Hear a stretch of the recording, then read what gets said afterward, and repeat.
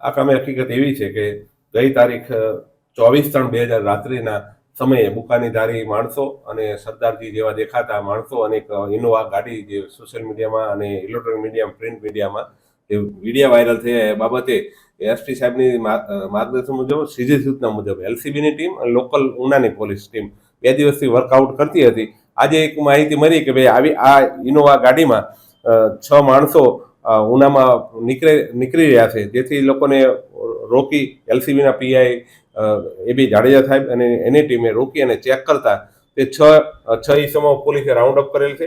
એમની પાસેથી 4 હથિયાર પકડાયેલ છે. એમાં એક પટ્ટો છે અને એક એલ્યુમિનિયમનો પાઇપ છે, 2 લોખંડના પાઇપ છે.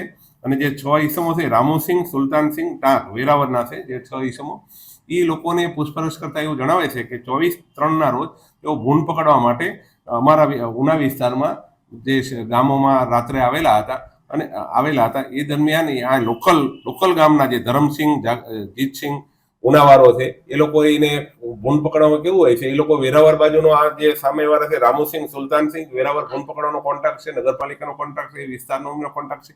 આ લોકો આ બાજુ ધરમસિંહ, જીતસિંહ ઉના રહેશે, એને નગરપાલિકાનો કોન્ટ્રાક્ટ છે ભૂંડાનો. એટલે આ લોકોને ખબર પડી એટલે આ લોકોએ પીછો કર્યો વાંહે થયા એટલે આ લોકો ગાડી લઈને ભાગ્યા અને એ જે વિડીયો વાયરલ થયા એ બાબતમાં એના હિસાબે ભાગ્યા હતા અને એ માથે એ લોકોએ હથિયાર કાઢ્યા હતા. સામેવાળા આ લોકો જે ધરમસિંહ છે એને પણ મેં પોલીસે આજે રાઉન્ડ અપ કરેલું છે. એની પાસે પણ એક ધાર્યું અને એક ગાડી બોલેરો ગાડી પણ કબજા કરી છે. આ લોકો બંને ટીમો ભૂંડ પકડવાવાળા હોય છે અને કોઈ બીજું ગુનાહિત કૃત્ય હતું ને ફક્ત એ લોકો ભૂંડ પકડવા વાળા હતા. જે આરોપી રામુસિંહ છે તેના સાથે શમશેરસિંહ છે, વીરસિંહ છે, સોનુસિંહ છે, વિશાલભાઈ છે, કાનાભાઈ છે, એ 6 અને 7મો ધરમસિંહ જે જીતસિંહ ઉનાનો છે તેને પણ પોલીસે રાઉન્ડ અપ કરેલો છે, ધોરણસર અટક કરેલ છે. આ લોકોની વિરુદ્ધમાં કાયદેસર કાર્યવાહી કરવામાં આવેલ છે. આમાં એની પૂછપરછમાં એવું જાણવા મળ્યું છે દિવસે જે લોકોને જ્યાં કોન્ટ્રાક્ટ હોય છે નગરપાલિકાનો ત્યાં જ પકડતા હોય છે, પણ આ બાજુને કોન્ટ્રાક્ટ નથી એટલે રાત્રે એ લોકો એટલા માટે આવેલા અને એ લોકલ જે ભૂંડ પકડવાવાળા છે એને ખબર પડી એટલે એ લોકો પીછો કર્યો. આ સિવાય બીજે કોઈ ગુનાહિત કૃત્ય માટે આવેલ નથી,